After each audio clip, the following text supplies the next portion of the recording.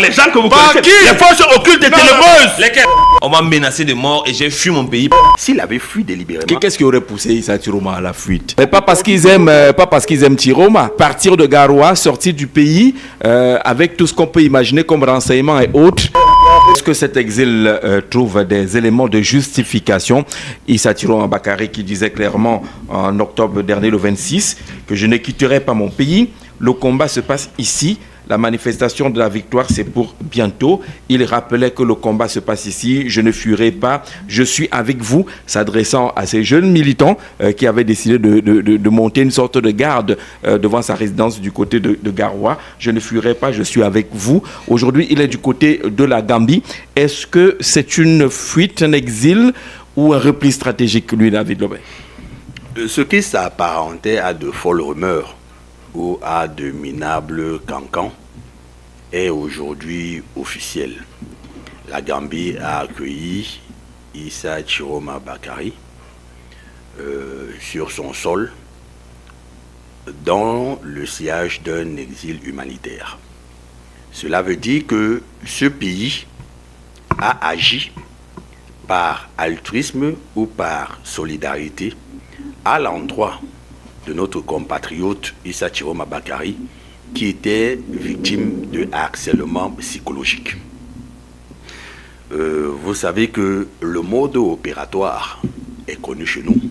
Je me réfère ici à ce qui se passait autour de cette opération d'assainissement des mœurs et finances publiques que nous avons baptisée Opération Épervier.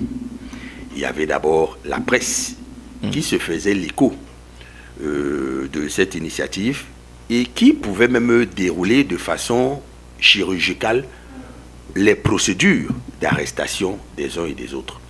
Et je crois qu'il y a eu ce scénario établi ici avec certains lanceurs d'alerte acquis à la cause du régime qui en appelaient avec une véhémence rare à l'interpellation du candidat ou du ministre Issa Chiroma Bakary. Oui.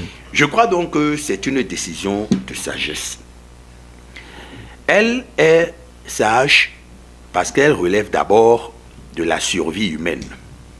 Au-delà de la posture d'acteur politique, au-delà de l'homme de conviction, de certitude et d'engagement qu'est le ministre Chiroma, il n'en demeure pas moins qu'il est un homme. Et tout homme est minimalement attaché à la vie. L'attachement à la vie n'est pas l'expression de certains manquements qu'on a pu observer durant cette existence, mais certainement parce qu'il n'a pas su réaliser ce qu'il considère comme le dernier round de son combat. Alors il décide d'aller ailleurs. Et dans ce sillage, j'aime bien la transposition qui a été faite par son porte-parole, Maître Alice Combes, qui a fait allusion au général de Gaulle, qui s'était retranché en Angleterre, avait élaboré et affiné des stratégies qui avaient impulsé la révolution en France. Non pas que je suis partisan de la révolution, attention, mais il me semble que depuis la Gambie, le ministre Chiroma peut avoir la psychologie assez libre ou libérée, les moyens physiques assez reconfortés, l'intelligence assez requinquée pour revoir les options qu'il mettra en branle pour davantage impulser ses initiatives. Disons que Issa Chiroma est parti parce qu'il a lu dans la presse ou sur les réseaux sociaux qu'on pourrait l'arrêter. Issa Chiroma est parti parce que mieux que vous et moi, il connaît comment ça se passe dans ce système assez cynique et inique. Chiroma sait que c'est un crime de lèse-majesté que, un, de braver le fauteuil présidentiel, deux, réclamer à Tu ou à Uyadia sa victoire. Parce que cette revendication est perçue comme une subversion. D'abord par les tenants du pouvoir, mais en plus par une certaine catégorie de compatriotes qui ne cernent pas bien les enjeux d'un changement. Du coup, le ministre Chiroma devient un paria, relégué sur le banc de la route et ne peut compter que sur ses derniers soutiens. Il vaut donc mieux un héros mort. Un héros, un lâche vivant, il vaut mieux un lâche vivant qu'un héros mort. Et dans cette posture, je ne fuirai pas. Je ne quitterai jamais mon pays. Dans cette posture, le combat se passe ici. Je suis avec vous. Chiroma n'a pas fui. C'est un leader qui s'exprime ainsi. Chiroma n'a pas fui. C'est son sosé qui a écoutez, il a fui délibérément. Il n'a pas pris un avion avec un visa. Jean-Charles, il a fui délibérément et être poussé à la fuite. S'il avait fui délibérément... Qu'est-ce qui aurait poussé Issa Chiroma à la fuite? Il était tranquillement à Garoua, il ne lui arrivait rien. Il nous a dit qu'il s'appelait Chiroma. Jean-Charles. As-tu changé de nom? Jean-Charles, moi je suis très attaché à votre professionnalisme aigu. Il lui arrivait et je sais rien. que vous êtes au fait de certaines informations. Mais ce que je peux également dire ici, c'est que les micmacs politiciens, puis au lendemain de cette élection, nous sont méconnus. On ne saurait donc nous hasarder à dire avec certitude que un climat de sérénité prévalait autour du ministre Chiroma. Dans l'un ou l'autre cas, je sais qu'il sait au plus profond de lui que prendre le risque de se dédire ou d'abandonner ses soldats sur le champ de la bataille est un risque des plus inuits. Je considère donc sa posture comme un repli stratégique en vue de réorganiser sa pensée.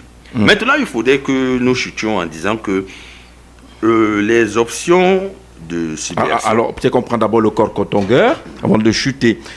Allô, bonjour, corps cotongueur. Allô? Oui, bonjour. Oui, bonjour, Jean-Jacques. Bon début de semaine et bienvenue en marche sur la capitale.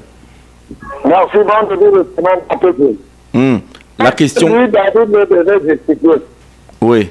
Quelqu'un qui voyage sans visa de sortie. Lui, David me dit, tu veux le supporter, pourquoi? Toi qui lui as donné le visa de sortie. Il n'avait pas de visa, il a pris la route. C'est la moindre des choses. Quand tu as appelé 75 ans, tu voyages dans le GOPEP. Tu es devenu président du Cameroun. Non, tu ne l'as pas vu dans l'OPEP. C'est l'OPEP. Non, nous sommes suffisamment sérieux. Il n'a pas pris l'avion en tout cas. Sérieux. Il n'a pas pris l'OPEP. Il a pris l'avion. Il n'a pas pris l'avion pour partir du Cameroun en tout cas. Maintenant, on était en pleine supplication. On disait que le président nigérien et tout. Le Nigeria est dans la Gambie. Il a même dû prendre l'OPEP. On rejette quand même ce moyen de voyage. Alors vous dites que c'est un acte indigne pour celui qui voulait être président du Cameroun. Mais un président du Cameroun voyageait dans l'OPEP. Oh. Pardon, mon émission, à tout à l'heure. Merci Kokotongo d'être passé par ici. La question est là. Est-ce que cet exil choisi par Issa Chiroma Bakary trouve des éléments de justification? Allô, bonjour. Bonjour Jean-Jacques. Martial. Oui, Martial, bienvenue. Merci beaucoup. Bon début de semaine aussi à ton panel. Je n'oublie pas, nous les auditeurs, l'équipe technique qui vous accompagne et tous ceux qui nous écoutent. Oui, Martial. La première question que je voulais même poser, c'était que est-ce que Issa Chiroma a été recherché ou alors on voulait l'arrêter? On n'a vu aucun mandat d'arrêt allant dans ce sens-là. D'accord. Vous voyez donc lui-même, il sait que les actes qu'il a posés, c'était des actes répréhensibles. Et il sait très bien que il a poussé les gens dans la rue pour essayer de détruire les institutions, des structures et beaucoup d'autres choses. Alors, il fuit. Or, s'il savait très bien que l'acte qu'il a posé était légitime, était normal, il ne devait pas fuir. Et maintenant, ce capitaine-là qui fuit le bateau et abandonne donc les occupants, lui, il se dit que qui va donc rester piloter le bateau quand il ne sera pas là. Ça pose un problème très très sérieux. Et je pense quand même que ta question, c'était encore laquelle, pardon, rappelle-moi. Est-ce que, pourquoi cet exil? Est-ce que ça se justifie? Ça ne se justifie justement pas. Parce que lui-même, délibérément, a choisi de fuir le Cameroun. Parce que moi, je me suis posé la question maintes fois. Est-ce que quelqu'un a pourchassé ce monsieur? Est-ce qu'il a été inquiété pour peu que ce soit? Qu'est-ce qui n'a pas marché? Comment est-ce qu'il a engagé quelque chose et par après, il a disparu. Voilà là où normalement, ses adeptes, ses membres, ses sympathisants, tous ceux qui étaient derrière lui, devaient beaucoup plus se questionner et se demander comment. Nous, on parle même alors que le leader, lui, a pris la poudre d'escampette. Mais ils ne se sont pas posé cette question. Et vous voyez donc, actuellement, je posais encore cette question l'autre jour, lui, le leader de son parti politique, voilà les régionales qui sont dehors. Qui va donc investir les autres? Est-ce qu'il a laissé mandat? Est-ce qu'il a laissé population? Est-ce qu'il a laissé... Est-ce que... Là, vous nous ramenez un peu à ce que Valère Bessala disait vendredi dernier dans un entretien à la télévision, que est-ce que ce n'est pas la mise en œuvre d'un deal qui fera que finalement le FSNC sera même absent des prochaines élections parce que Issa Chiroma ne sera pas là pour investir les candidats. Est-ce que ce n'est pas finalement un deal? Parce que partir de Garoua, sortir du pays, avec tout ce qu'on peut imaginer comme renseignements et autres, ce n'est pas possible si on ne vous laisse pas partir. Je voulais même finir par là. D'accord. Parce que là, je suis d'accord même avec Valère. Vous savez très bien qu'on nous dit souvent que dans ce pays, le renseignement est au top niveau et que personne ne peut franchir les frontières de ce pays-ci. Vous vous souvenez avec le ministre Atanakuna, non? Oui. Malgré le déguisement, n'est-ce pas qu'on l'a pêché et on l'a ramené? On l'a ramené. Vous voyez que lui, comment est-ce qu'il a pu sortir? Tous les projecteurs sont sur lui, mais il réussit à sortir. Et on nous disait même que sa résidence était surveillée. Oui. Avec vous avez appelé les ça snipers. Les snipers. Alors, comment quelqu'un peut donc être sous résidence surveillée et parvient à sortir du pays même, pas même de chez lui, du pays? Ça veut dire donc que quelque part, peut-être le renseignement a évolué et puis les gens se sont dit, ah, laissez-le partir. Ce sera un bon débarras pour nous. Et moi, je pense que ça rentre aussi ici dans le deal dont parlait Valère Bessala. Parce qu'un capitaine qui s'en va, abandonnant tout son équipage, vraiment, ça pose un problème et ça donne matière à réflexion.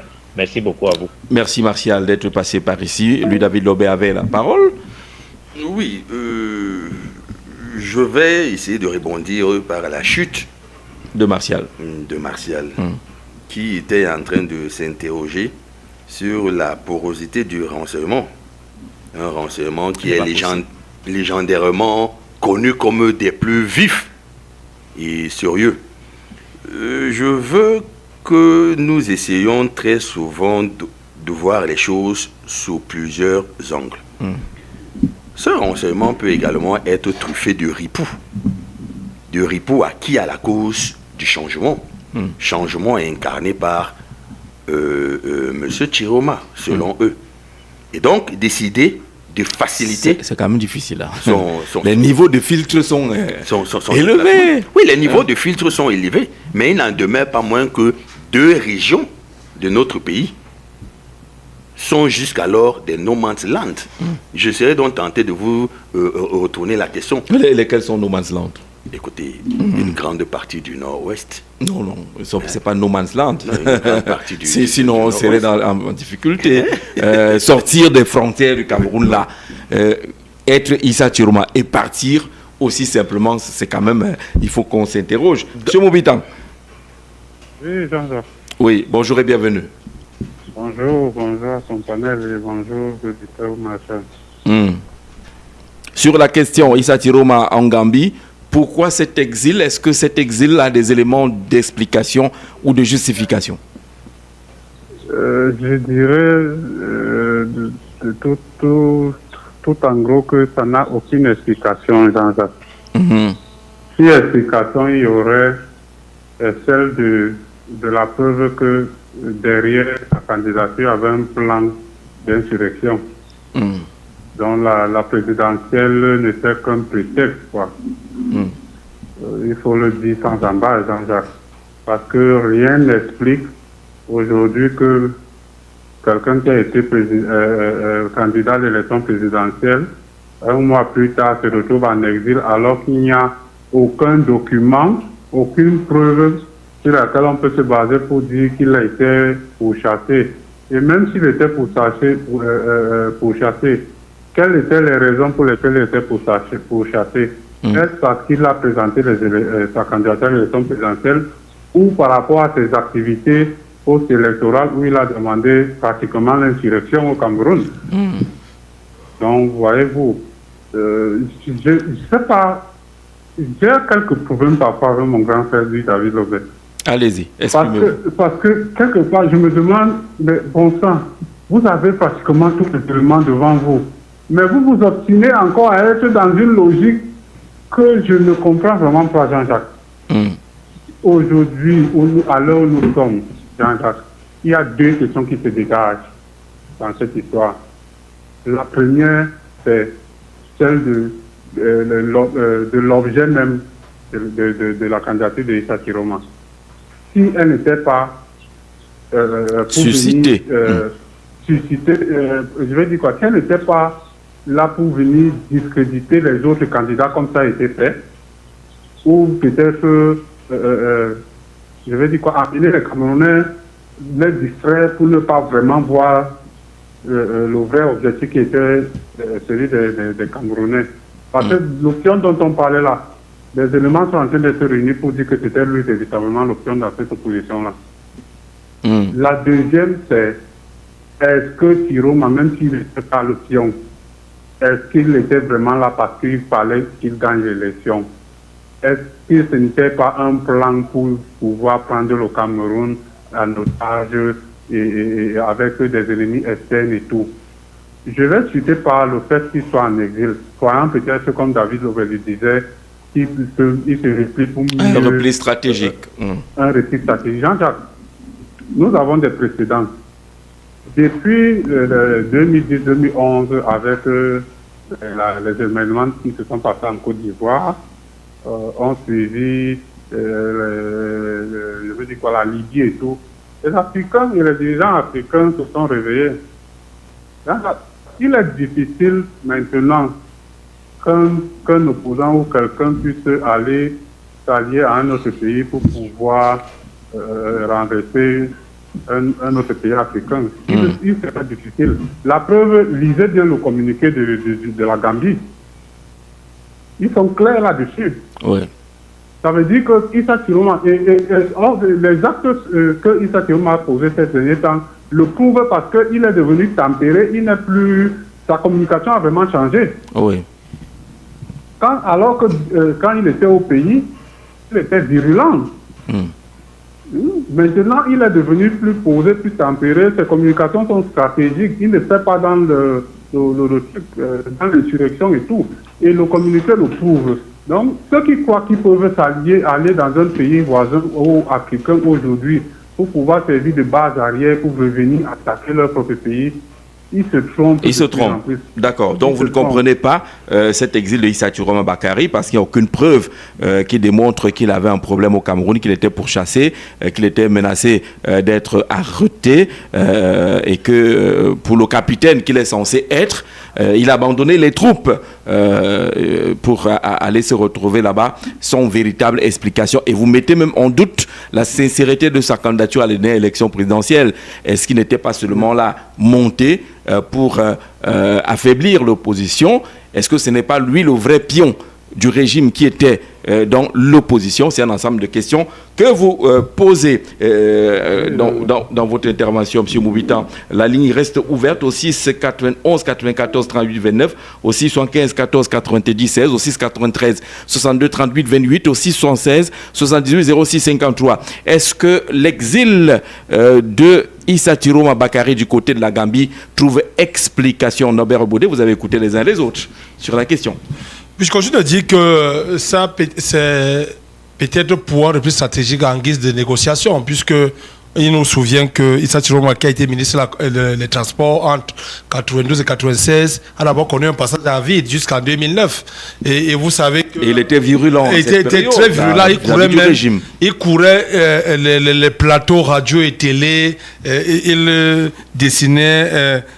son allié d'hier comme un diable, pas un bon. Lui, il s'affuble du titre de bon diable aujourd'hui.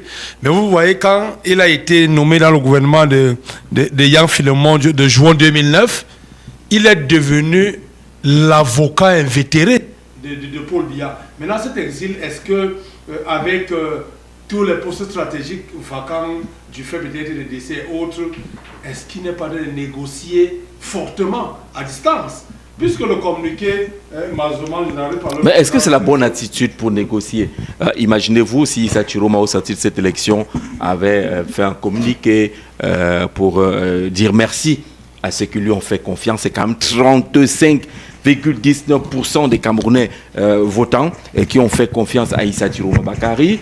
S'il avait remercié ces Camerounais-là et remobilisé ses partisans, est-ce que ce n'aurait pas été la bonne façon d'engager quelques négociations? Jean-Jacques, les événements de ce week-end donnent le sentiment aujourd'hui qu'il est cerné de toutes parts.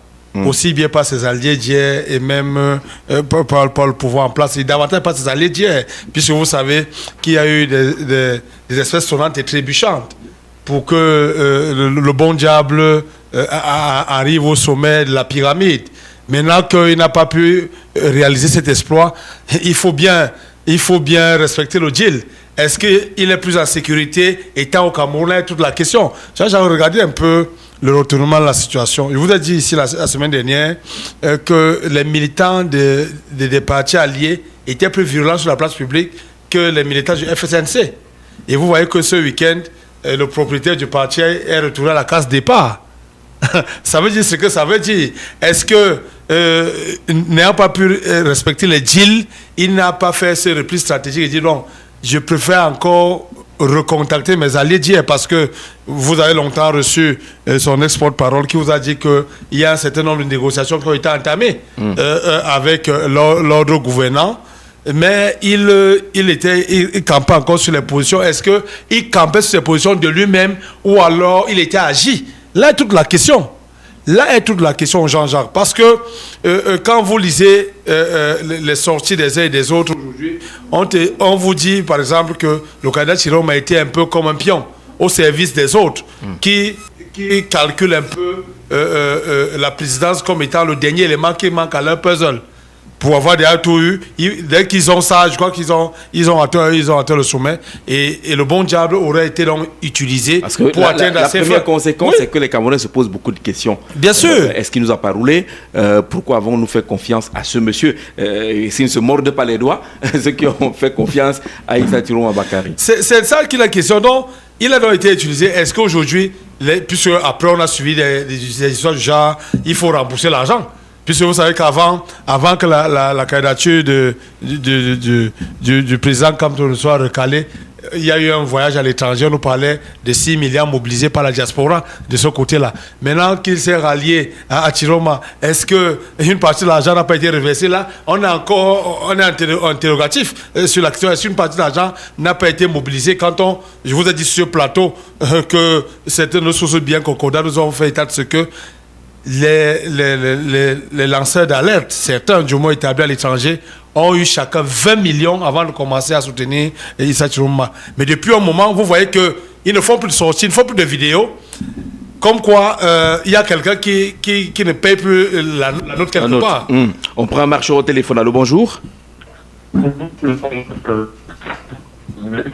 Allô? Allô? Oui, bonjour. Alors, quelques petits soucis avec le marcheur au 6 91 94 38 29, au 6 75 14 96. Allô, bonjour, il est parti, on ne réussit pas à l'avoir dans de très bonnes conditions. Vous pouvez essayer un appel direct également pour participer à ce programme. On va prendre quelqu'un d'autre, Paul Stéphane, je crois. Bonjour. Oui, bon en studio. Bonjour Paul Stéphane et bienvenue. Merci. Sur la question Issa Chiroma en Gambie, pourquoi cet exil? Est-ce que cet exil a des éléments d'explication ou de compréhension? Cet exil a plusieurs éléments de compréhension. Le premier, c'est la Issa Chiroma.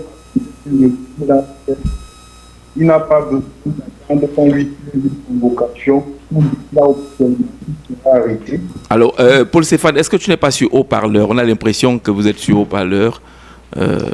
C'est bon, c'est maintenant bon, c'est bon là. C'est super, allons-y.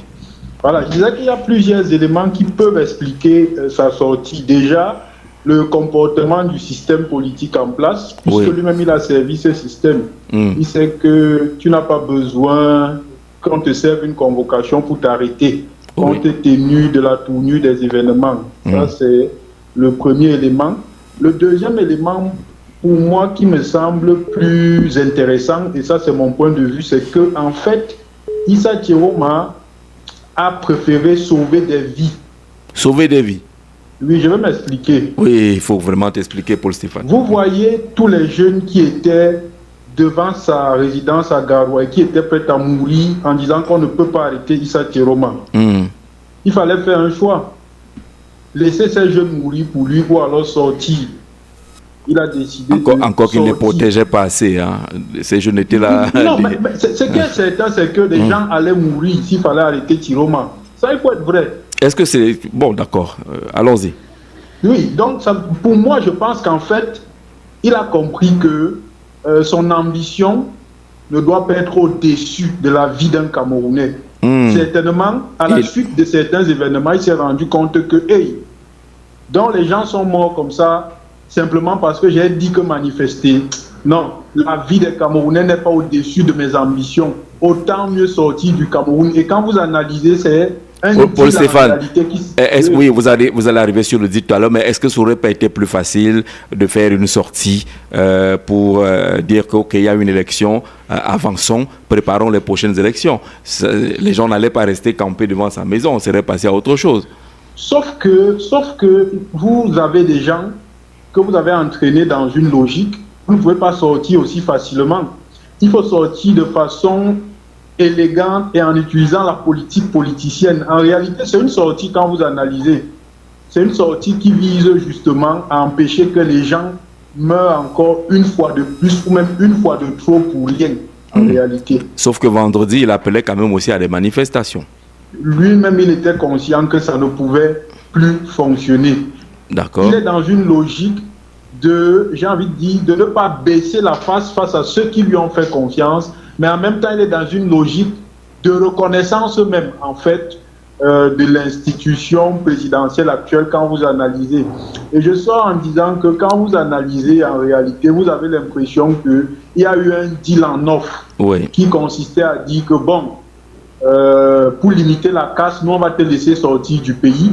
Tu pourras continuer à faire ton one-man show hors du pays et ça va permettre que chacun trouve son compte. D'accord. En fait. D'accord, mais merci pour ce point de vue-là. Alors, il y a beaucoup de personnes qui se bousculent pour réagir à cette problématique.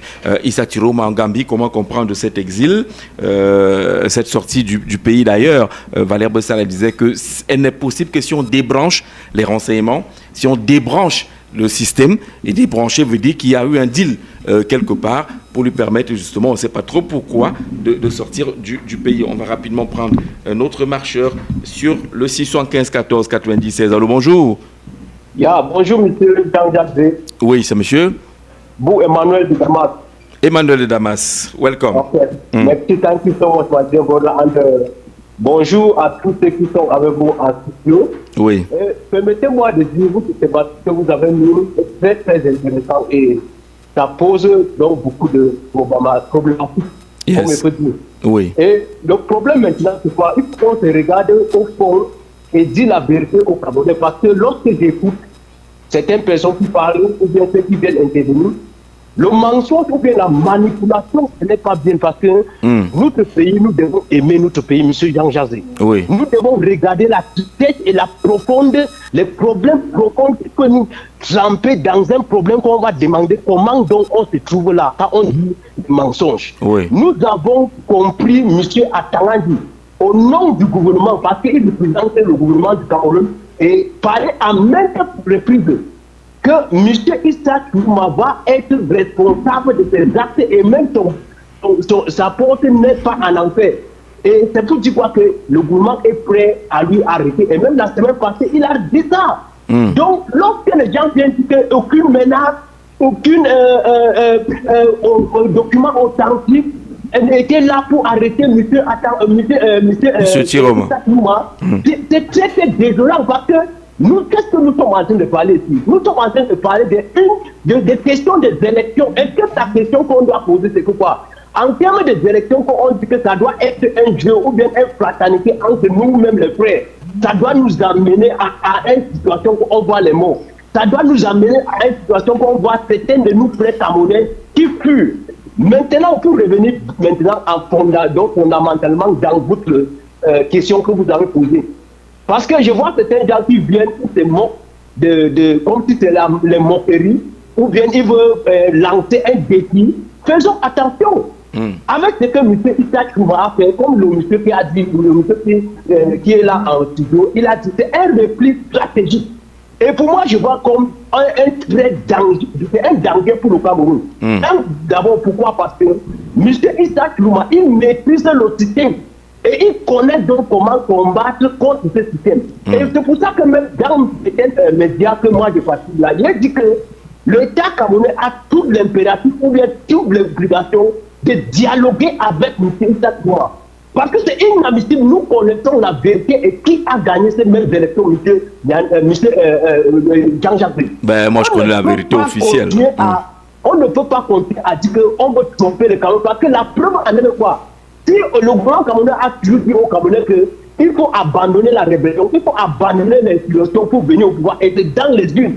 Et nous avons vu les élections qui étaient remarquables que nous tous on connaît le résultat. Et ce que je veux terminer en disant que quoi, moi j'ai vécu 3 ans de guerre et on a vu comment ça a commencé doucement.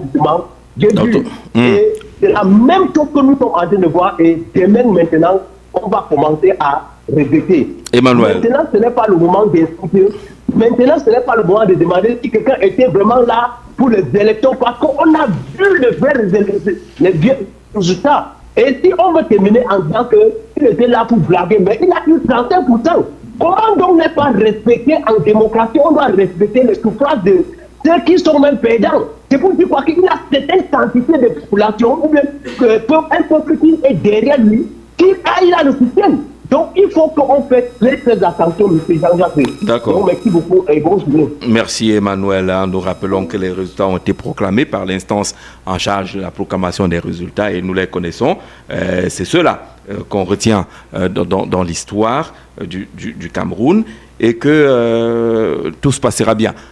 Notre pays n'est pas en danger parce qu'Emmanuel, nous verrons tous à ce que notre pays ne soit pas en danger tout naturellement. Est-ce que ça se justifie? Est-ce que ça s'explique ce choix de l'exil de Issa Chiroma Bakary? Allô, bonjour.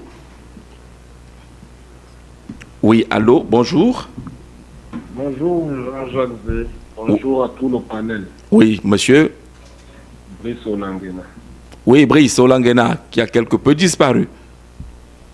Oui, c'est vrai que je ne suis pas très stable ces temps-ci.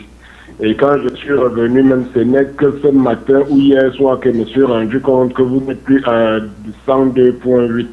Ah d'accord, on a migré à 102.7 pour améliorer la qualité d'écoute.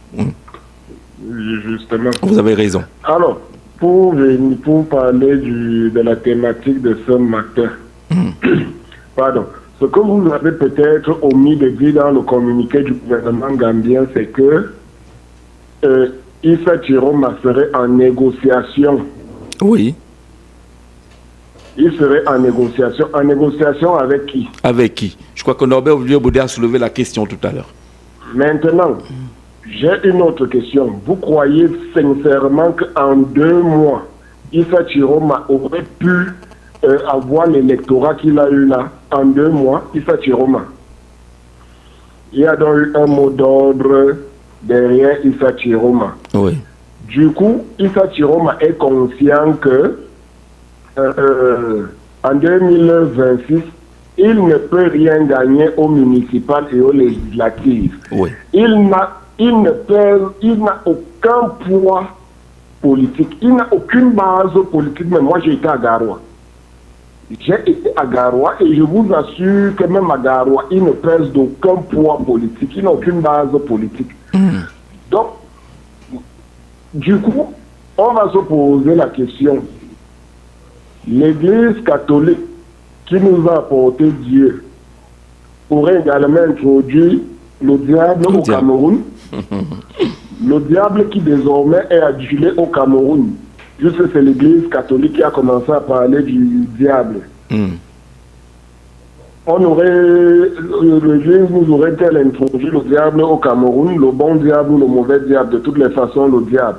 De quel poids politique pèse réellement Issa Chiroma dans le fleuron politique camerounais? Voilà les questions que moi je crois qu'on doit se poser. Et vous pensez que Issa Chiroma est en train de jouer sa survie politique, sachant que avec le repli ou le retrait de ceux qui auraient passé le mot d'ordre et qui l'ont soutenu, notamment le MRC, en 2026, ce serait une participation ridicule à une élection. Il vaut mieux jouer à fond une carte de survie maintenant.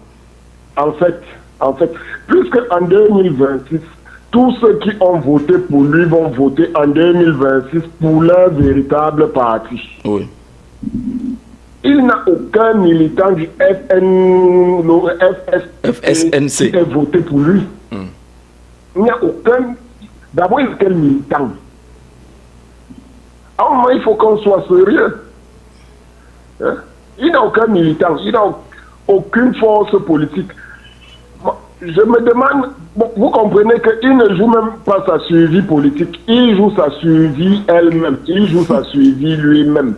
Parce que, même par la force de l'âge, il peut partir à tout moment. Il ne peut donc pas se retrouver parce que ce qui est sûr que si Issa Chiroma était resté sur le territoire camerounais, il courait une interpellation. Il a appelé jusqu'à vendredi, il a continué à appeler à l'insurrection. Oui. Quand quelqu'un vient me dire que Issa Chiroma n'a rien fait, Issa Chiroma a continué à appeler à l'insurrection jusqu'à vendredi. Issa Chiroma a fui le Cameroun simplement parce qu'il ne pouvait plus supporter lui-même. D'abord, il n'a même pas fui. On l'a exilé, on l'a fait sortir du Cameroun et c'est toujours ses complices du gouvernement qui l'ont fait partir. Finalement, qui deal avec qui? Ouais. On a accusé Cabral de dealer avec le pouvoir. D'accord. Simplement parce qu'il a refusé de vous donner ses PV. Vous avez revendiqué une victoire que vous ne pouvez pas justifier. Vous partez vous appuyer sur quelqu'un que vous avez passé le temps à insulter, à dire qu'il deal avec le gouvernement. Aujourd'hui, c'est maintenant qu'il faut redéfinir cette question. Qui deal avec qui? D'accord. Merci beaucoup pour cette contribution. Revenez au même code pour participer à cette édition dont marche sur la capitale. Issa Chiroma en Gambie, repli stratégique, quelle que soit la forme, mais on ne peut pas dire qu'il n'y a pas une pensée derrière ce repli. Jean-Jacques, c'est un bon joueur. Je vous ai pris l'exemple tout à l'heure, étant encore au Cameroun, sorti du gouvernement en 1996, revenu en 2009. On a vu comment c'est quelqu'un qui s'est joué avec les personnages. Je crois que si vous l'enlevez, mais vous le mettez dans le théâtre, mais les idoles vont prendre des couches auprès d'Issa Chiroma Bakary. Donc, je ne serais pas surpris de voir Issa Chiroma revenir. Je n'ai rien contre John Gouté. Et peut-être accepter le poste de Premier ministre, que c'est encore, il y a même encore le poste du président du Conseil économique qui est vacant avec le décès de qu'on a inhumé ce week-end. Donc, le communiqué dit clairement qu'il y a négociation. Il n'est pas en négociation pour être ministre. C'est tout un gouvernement qui parle de négociation. Il n'est pas en négociation pendant son exil avec l'État gambien pour être dans le gouvernement. Il n'y a jamais. Non, il est en négociation pour revenir. Il n'y a pas que lui. Il s'agit vraiment des enfants qui plus tard aussi peut-être chercheront à voir au chapitre. D'accord. Maintenant, s'il négocie mal sa sortie des pistes, ça peut jouer contre ses enfants. Donc, il joue sa propre suivi et même sa suivi politique. D'accord. Steve Owundi, bonjour. Bonjour, monsieur Jean-Jacques. Bonjour au panel. Monsieur Norbert Olivier. Monsieur Mbéa. Monsieur Louis David Lobé. Merci Steve Owundi de nous retrouver sur On marche sur la capitale et on marche sur les traces de Issa Chiroma Bakary officiellement du côté de la Gambie en exil. Est-ce que ça s'explique? Est-ce que ça se comprend? Est-ce que ça peut se justifier?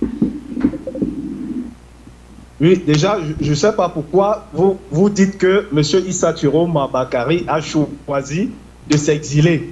M. Issa Chiroma a été poussé en exil. Pourquoi? Parce que vous savez qu'après les différents résultats liés aux élections présidentielles, vous savez tout au moins que sa maison a été assaillie par les forces de maintien de l'ordre.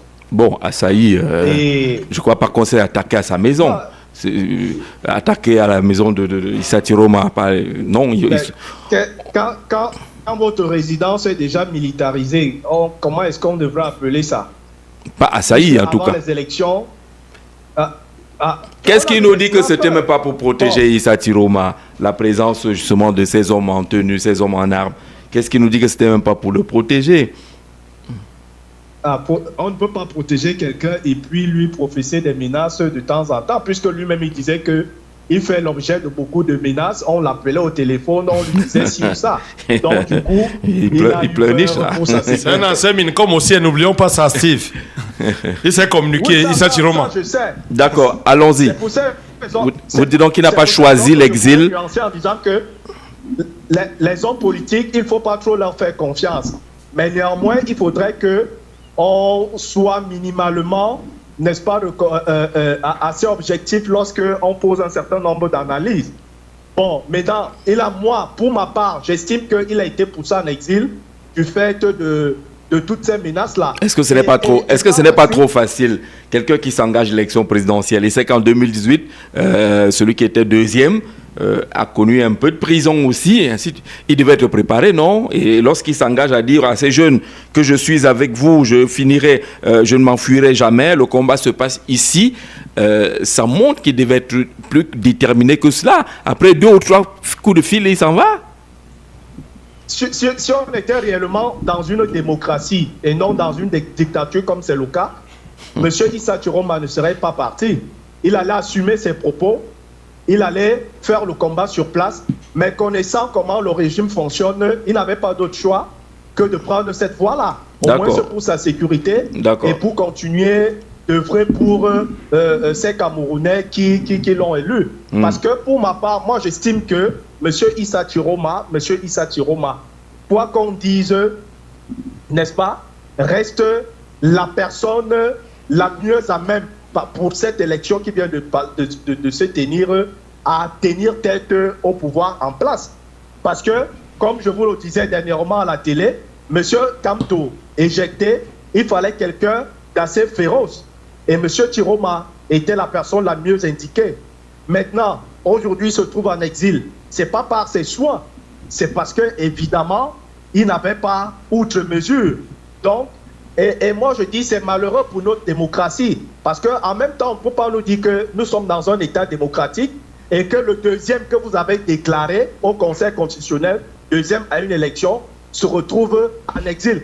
Mais est-ce que ce n'est pas ce que Issa Tiroma lui-même recherche, qu'on puisse faire cette peinture noire de la démocratie au Cameroun, pour qu'on dise que dans notre pays, il suffit d'être le challenger du président pour que vous vous retrouviez en exil? Est-ce que ce n'est pas également ce que lui pourrait rechercher dans ce qu'on appelait des stratégies? Si cela relève de sa stratégie ou de sa démarche, ce sera de bonne guerre. Peut-être pour mieux stabiliser notre démocratie, parce qu'il faut reconnaître que notre démocratie traîne vraiment à décoller. Hein? Donc, si c'est une stratégie de sa part, c'est de bonne guerre. Mais moi, je pense, au regard de ce que nous observons au quotidien, voilà, monsieur Ani, il y a quelqu'un, un auditeur qui disait que le président Issa Tiroma ne fait l'objet d'aucun mandat d'arrêt pour s'exiler. Oui. Je voulais simplement lui dire que, est-ce que monsieur Anissé Aïkane, monsieur Kadja Chameni, monsieur Abaoyoun, est-ce qu'ils faisaient l'objet d'un mandat d'arrêt? Mais ils ont été simplement kidnappés.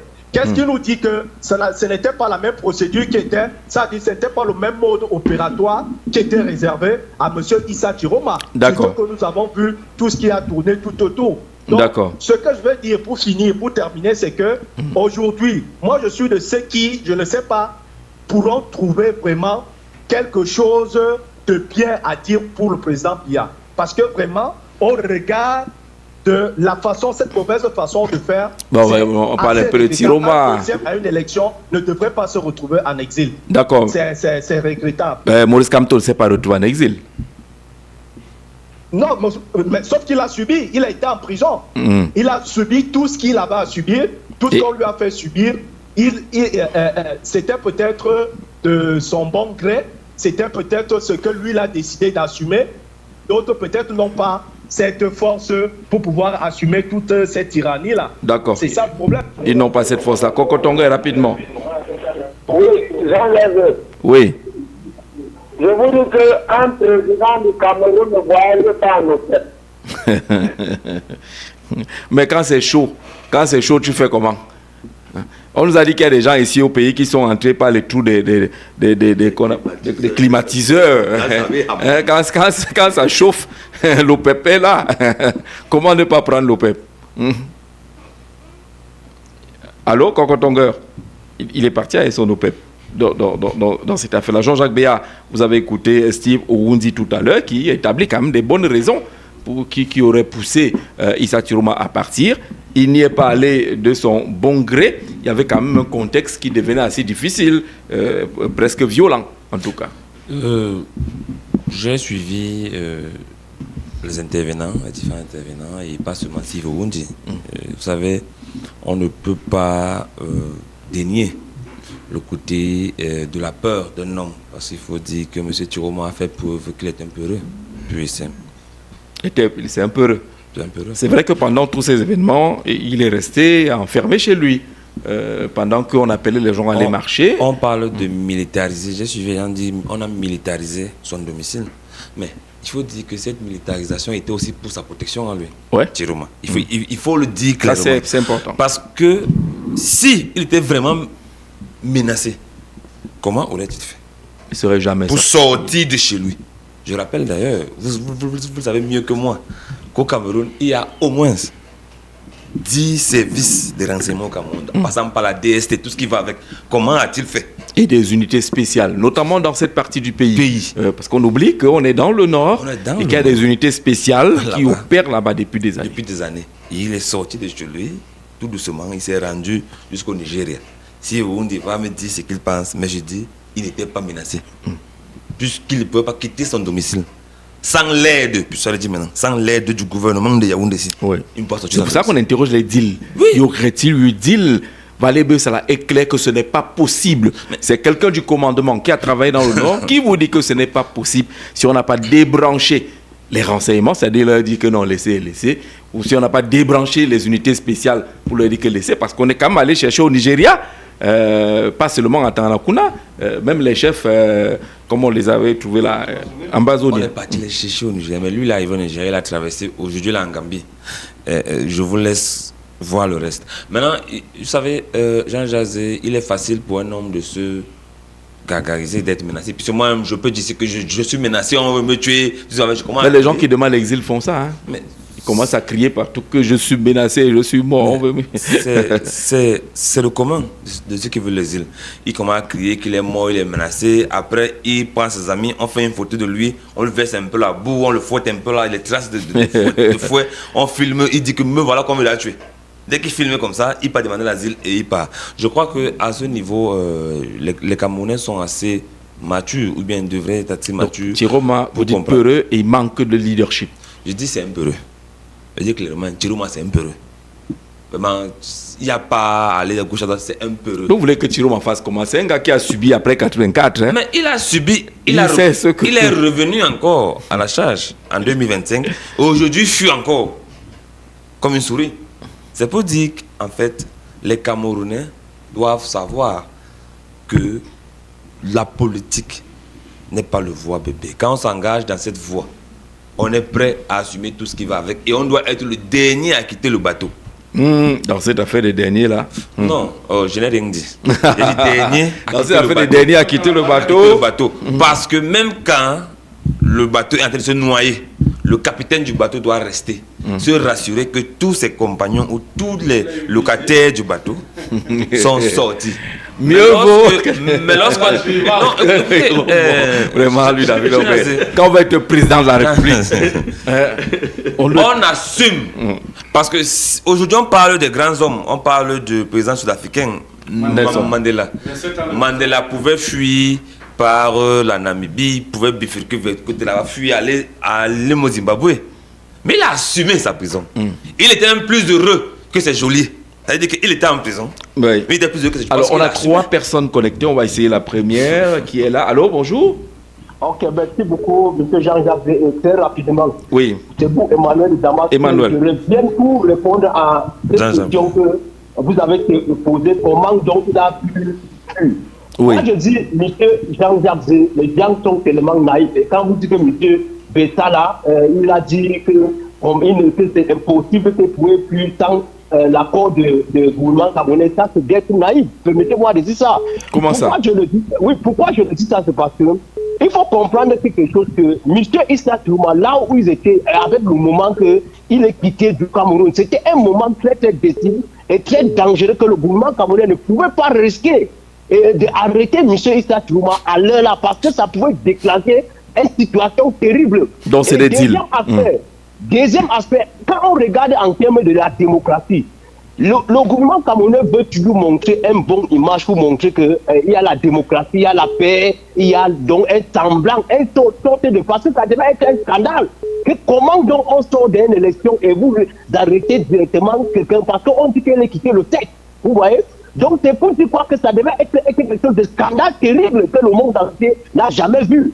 Et pour terminer aussi... Mais est-ce que vous pensez que le gouvernement camerounais a peur des scandales du monde entier? Puisqu'on a arrêté M. Kamto. On a vu ce qui s'est passé avec M. Kamto. Est-ce que vous pensez qu'on a peur, le gouvernement camerounais a peur des scandales? En sciences politiques, M. Jean-Jacques, il y a ce qu'on appelle le rapport de fond. Oui. Et lorsqu'on regarde Kamto et avec M. Issa Tourouma, il n'y a aucune... Comment cela? Tourouma, c'est un poids lourd de politique. Et en deuxième chose... Vous dites que Tourouma, c'est un poids lourd de la politique et pas Kamto, c'est ça?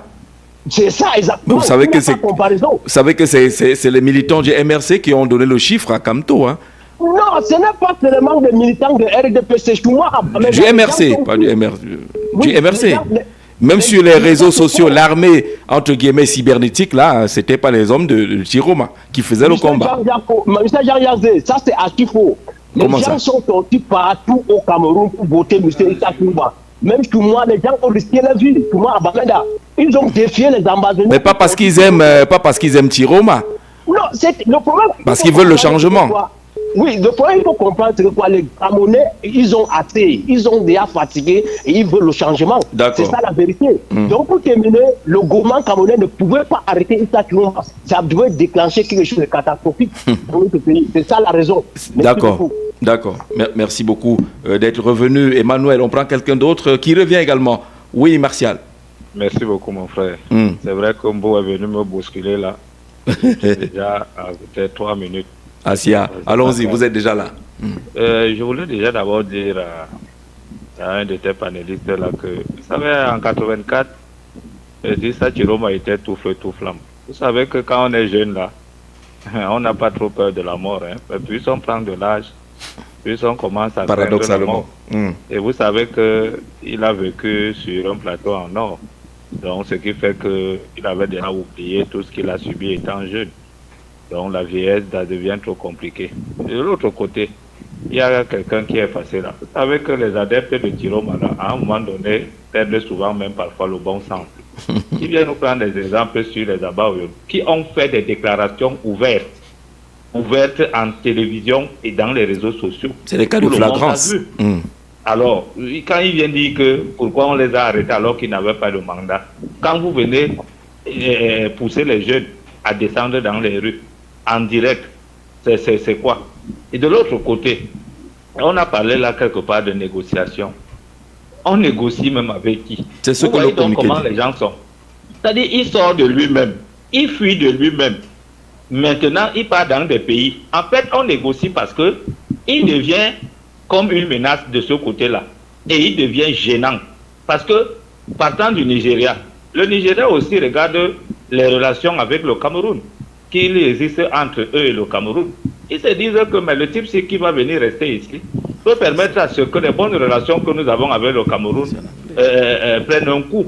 Et à ce moment-là, on lui dit, monsieur, on vous garde pour un temps, mais après vous dégagez. Voilà pourquoi il se retrouve de l'autre côté. Et maintenant, quand il se retrouve en Gambie, les Gambiens aussi disent que franchement, c'est un leader politique, c'est un leader quand même d'un pays qui ne peut pas venir rester chez nous. Il faudrait qu'on sache pourquoi il est là et qu'est-ce qui n'a pas marché. Voilà pourquoi vous entendez toutes ces histoires de négociation. Parce que maintenant, lui, il voudrait que ce sont ces pays qui viennent négocier avec le Cameroun pour son retour. Qui l'a d'abord chassé? Moi, je me souviens un jour, mon père demandait à une de mes sœurs, que quand tu partais de la maison, monsieur, qui t'avait chassé. Qui t'a chassé? Maintenant, quand tu demandes qu'on vienne te chercher, qui doit venir te chercher ou qui doit venir négocier pour toi? Voilà donc un leader. Les gens parlent de leader. Quand tu finis l'élection, tu as eu 35%. Tu restes là. C'est-à-dire que tu es devant. Tout ce qui arrive, il faudrait que tes militants, tous ceux qui sont derrière toi, voient comment est-ce qu'on est en train de te déranger. Pour que maintenant on dise que oui, nous tous on était là et on voyait. Mais toi tu fuis, tu disparais et tu les abandonnes. Et les gens viennent quand même chercher à justifier cela. On justifie même quoi dans ça? Moi je pense que si Chiroma veut, il revient comme il est parti. Parce que personne ne l'a chassé du Cameroun. Personne même ne l'a inquiété. Et heureusement que quelqu'un a fait très bien de le souligner. Comme les milices même qui sont tout autour de ta maison peuvent aussi être là pour te protéger. Parce que tu ne sais pas qui te déteste et qui peut vouloir ta peau. Maintenant, toi tu t'es fondu dans la nature seul. Et maintenant tu voudrais qu'on vienne négocier. On négocie quoi? Un leader doit être le dernier à sauter quand le bateau est en plein naufrage. C'est lui qui doit être le dernier. Mais lui ne doit pas faire que parce qu'il a eu les prémices que le bateau aura un naufrage et que lui il fuit, il les abandonne. Kamto a fait la prison parce qu'il était devant. Quand il a dit marchons, Kamto est descendu. Il était devant, voilà pourquoi il s'est fait arrêter. Mais lui, il a dit aux gens marcher, il est resté en retrait. Et on va venir parler de celui-là comme leader. Il n'est pas un leader, c'est un peureux comme quelqu'un a dit. Merci beaucoup à vous. Merci beaucoup d'être passé par là. Est-ce qu'on aura le temps de prendre la parole en studio? Kolkotonga, oui, rapidement. Oui, Jean-Jacques, je ne serai pas long comme d'habitude. Vous avez voulu me poser une question là, parce que les gens des GK s'impatientent d'écouter votre interrogation. Vous pouvez la répondre? Mais la question est simple, celle de savoir pourquoi Issa Chiroma Bakary a choisi la voie de l'exil. Est-ce que c'est justifiable?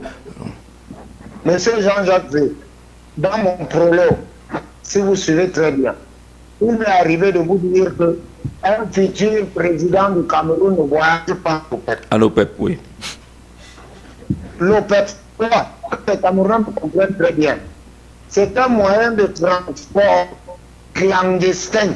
Oui. Vous savez ce qu'on appelle la corruption.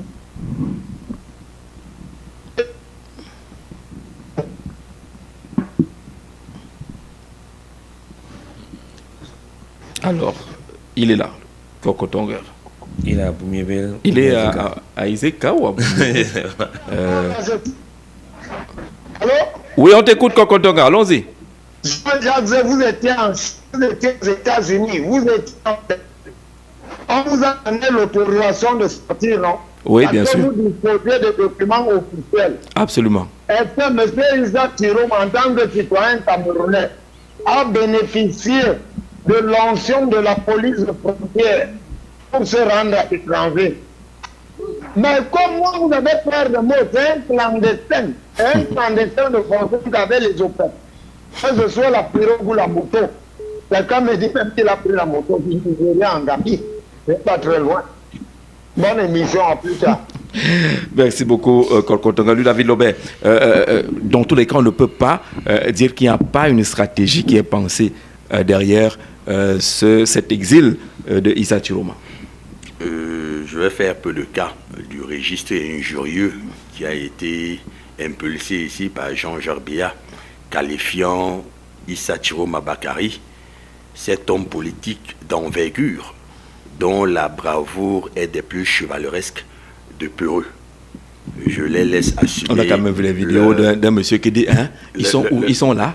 Appelez les gens, venez rester là. Le bouclier humain, il a utilisé un bouclier humain. De plus, vous parlez de militarisation de la résidence du ministre Chiroma.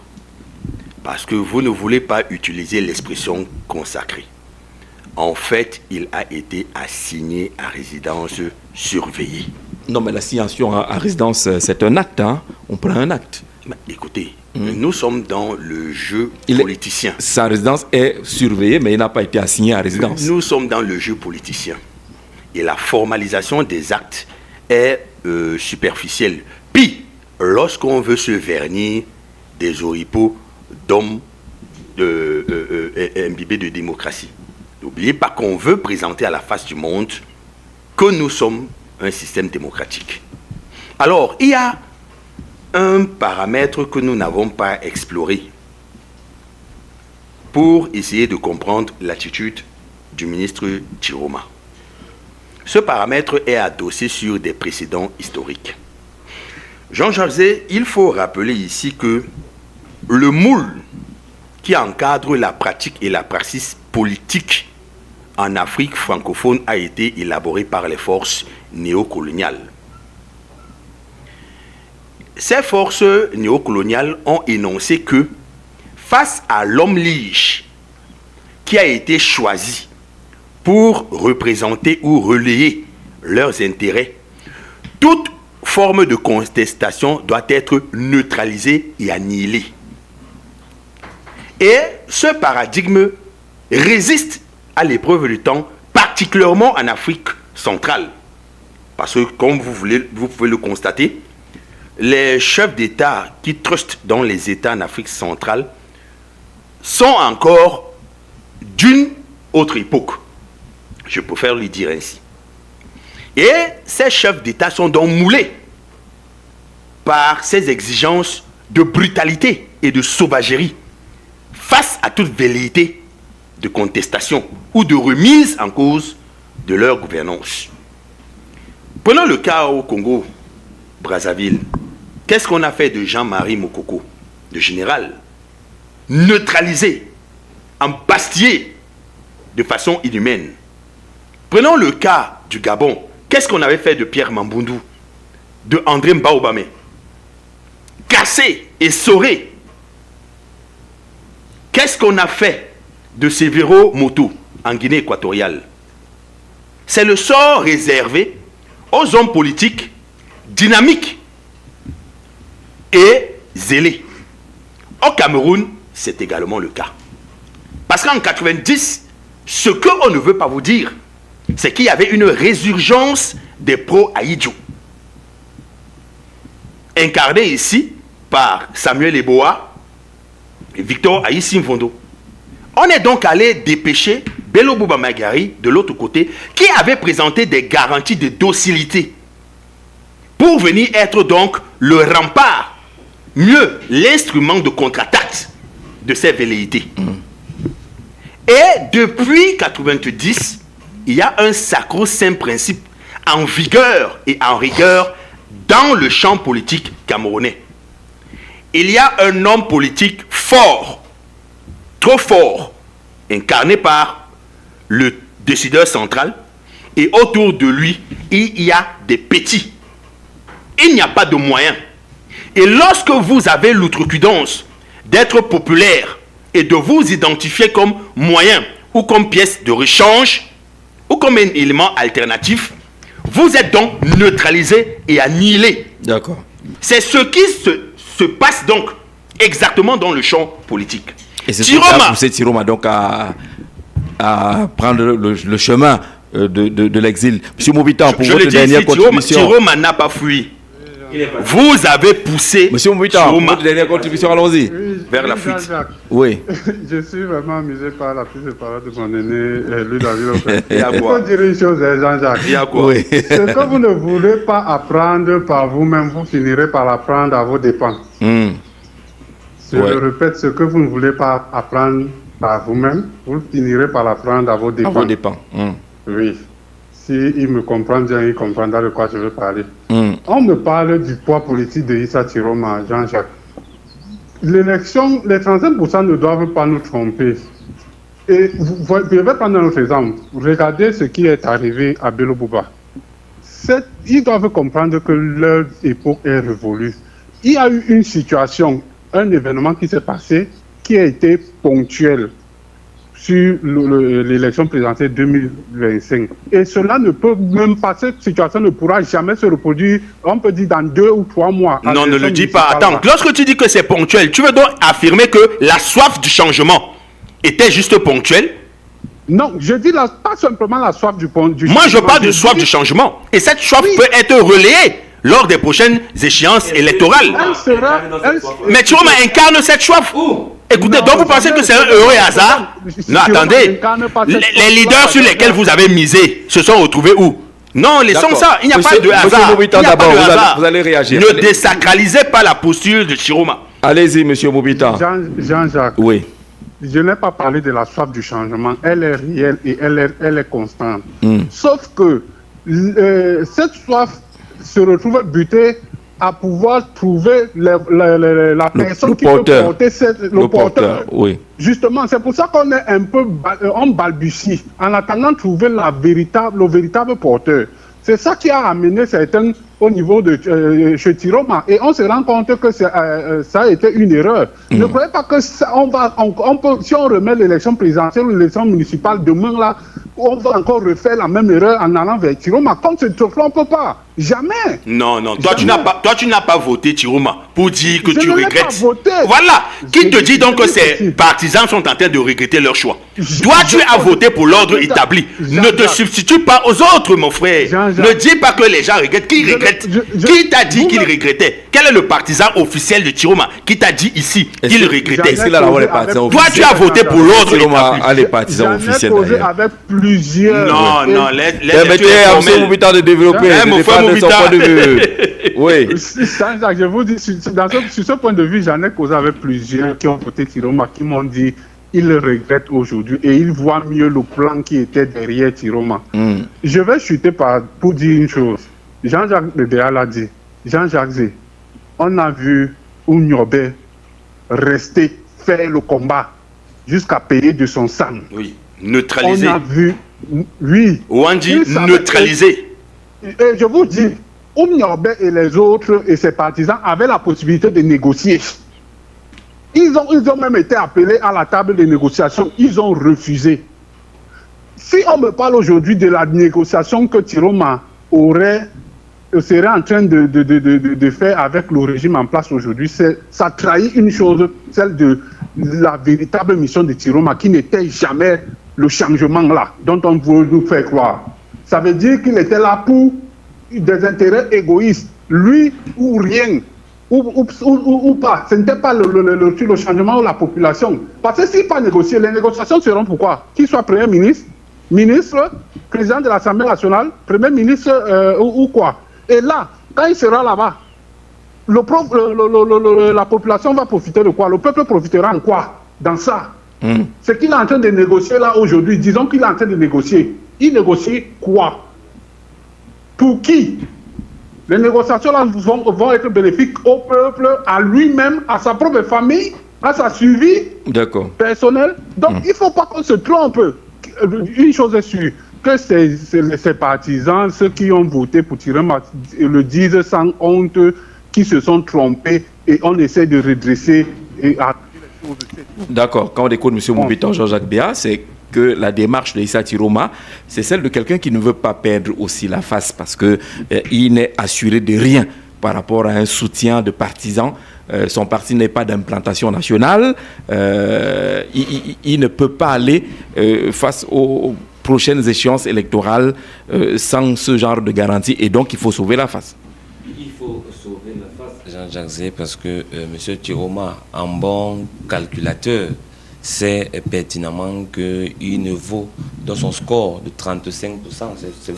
35,19. Voilà, non, parce que Norbert Olivier maîtrise les chiffres. Le statisticien. 35,19% ne résulte pas de son poids électoral.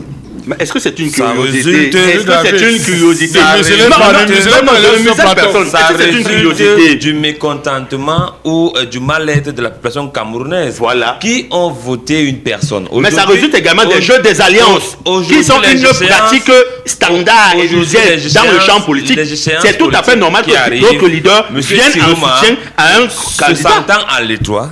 Par qui? Et sachant normalement c'est vous qui parlez sur la présence du champ politique ici. Allait se casser la gueule, tranquillement, a préféré utiliser la voie qui est celle de l'exil pour démontrer à suffisant à ses partisans qu'on m'a bousculé, on a fait que je puisse fuir mon pays, on m'a empêché de poursuivre le combat, puisque c'est le discours qui va commencer à faire. On m'a empêché de poursuivre mon combat. J'étais dans le bon combat, on m'a empêché, on m'a menacé de mort et j'ai fui mon pays parce que j'étais plus en sécurité. Non, M. Chiroma. Non, Chiroma est harcelé. Vous étiez en psychologiquement. À la différence de l'autre jeune, à la différence de l'autre jeune politicien qui est en train de déambuler de pays en pays. D'ailleurs, on ne l'a pas écouté depuis. Et un juif. Il est où? Il se prélasse ici dans un hôtel UP de la place. Et un juif. Ce jeune-là, il se prélasse dans un hôtel UP de la place. De pratiquement 25 ans des biens de l'État et un juif des prébendes du strapontin de l'État, aujourd'hui, il nous prouve à suffisance qu'il n'était pas fait, ou bien il n'est pas fait pour être un grand dirigeant. Parce qu'un dirigeant, c'est celui qui assume, monsieur David Lobé. Un dirigeant ne fuit pas. Et ça, il faut qu'on enseigne ça à nos enfants. Je vous dis que Chiroma n'a pas fui. Pour dire à nos enfants il a été poussé. On est dans le combat républicain, écoutez, ne soyez pas excessif. Il est excessif et manipulateur. Jean-Jacques Béa est excessif et manipulateur. On entre dans l'histoire parce qu'il veut essayer de présenter aux Camerounais les conditions de déplacement de Chiroma. Jusqu'à présent, personne, il n'y a aucune version officielle. Monsieur David, c'est que le président de ton parti politique, non, on ne parle pas du président de son parti politique. Allez-y, Moret, complotiste et collabo. On n'est pas. Est-ce que monsieur Chiroma a pris la parole pour fustiger Sogolon? On n'est pas sur le candidat ou le président du parti de Jean-Jacques Béa. On ne parle pas de lui. Nous parlons de Issa Chiroma Bakary et on essaie de comprendre pourquoi il a quitté le Cameroun. Et Jean-Jacques Béa vous dit qu'un leader ne le fait pas. Et je vous rappelle qu'en 2020, il a voulu être candidat à l'élection législative. Oui, il a lamentablement échoué. Non, il n'avait pas lamentablement échoué. C'était pour vous montrer tous les conditions contextuelles et conjoncturelles n'étaient pas réunies. Ce monsieur, même dans son bastion, n'est pas populaire. C'est quelqu'un qui nous a parlé de Garoua qu'il maîtrise tout à l'heure pour dire que même à Garoua, c'est pas une garantie. Si tu n'as pas Salmana, si tu n'as pas le maire de Pitois, c'est qui il fait pitié. On prend rapidement quelqu'un au téléphone. Allô, bonjour. En une minute. Bonjour, oui.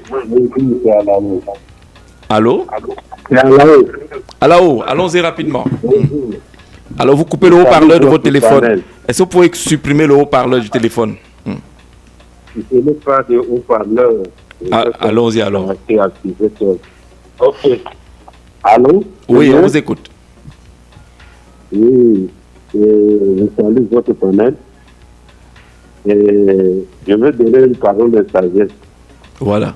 Celui qui n'a jamais été mordu par un scorpion ou piqué, il croit que c'est celui qui a été piqué en train de s'amuser alors qu'il est en train de crier. Le Chiroma a déjà été piqué par le scorpion et il connaît le venin. Demandez aussi au professeur Kanto. Il connaît.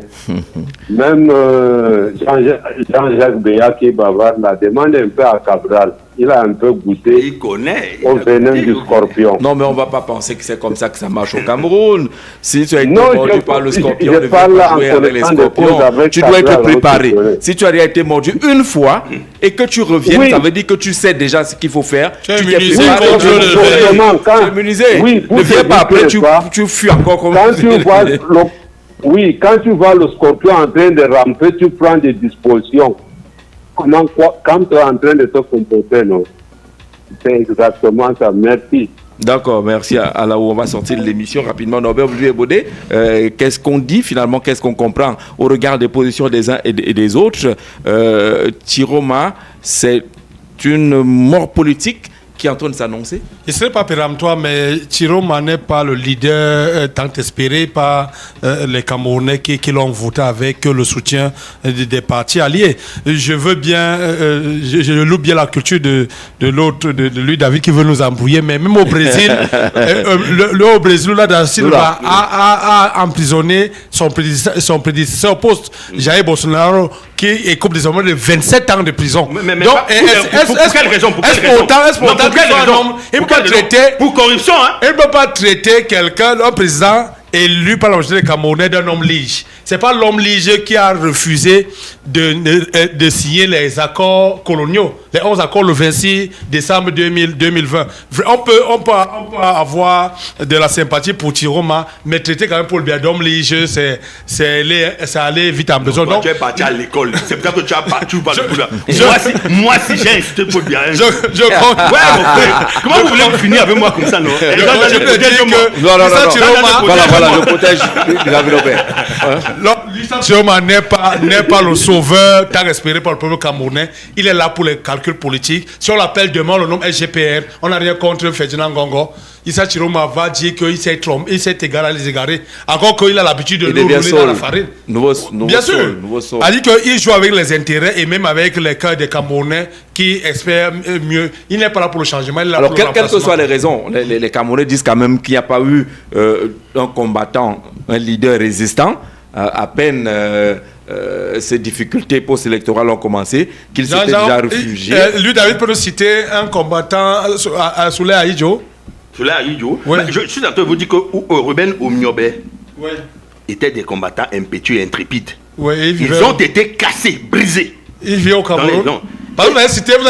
Ils étaient au Cameroun. Froungi sort du RDP 188 dans la brousse. Devenu leader d'opposition. Ils étaient au Cameroun, mais ils n'étaient pas à leur domicile. Ils étaient au Cameroun, mais ils n'étaient pas dans leur domicile. Ruben Omniobe, il n'était plus dans son domicile. Il avait laissé ses multiples comme M. David Lobé pour prendre le chemin du Lobé. Je dis donc que Tiroma est une figure emblématique. Tiroma est une figure emblématique du combat pour la libération du Cameroun. On ne peut pas mésestimer Monsieur Lobé, ne blasphémez pas, monsieur Lobé. Je ne peux pas blasphémer. Attendez. Moi, je suis sur les faits. Les faits essentiellement tu dénatures les faits. Non, il faut c'est dangereux. Non, tu dénatures les faits. À un Tiroma, monsieur. Attention, Tiroma est dans la veine et le cheminement éternel. Et c'est vous qui êtes en train de contribuer. On a fini l'émission. Wandji a accepté qu'on le fusille le 15 janvier. Il est venu. Il est venu pour le procès. Il a dit que vous avez Tiroma n'a pas été déporté. Écoutez, est-ce que Tiroma n'a pas été déporté? Vous connaissez ce qu'on appelle une déportation?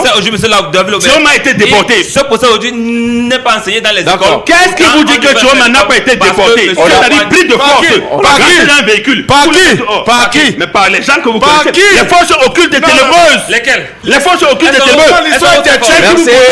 Merci beaucoup. Merci, on a fini avec un peu de temps additionnel. Il fallait bien que vous lâchiez sur la question. Toujours est-il que le communiqué du porte-parole de la présidence élue, Maître Alice Com, ne dit pas qu'il y a eu déportation quelque part. D'ailleurs, elle remercie ceux des États qui ont accueilli et protégé le président de la présidence élue du Cameroun. La suite de l'affaire, c'est demain. Issa Tiroma en Gambie, pourquoi cet exil? Vous avez été nombreux à participer à ce programme. Merci d'être encore nombreux demain à participer à En Marche sur la capitale. On remercie toutes les équipes techniques. Rendez-vous avec l'information tout à l'heure à 12h.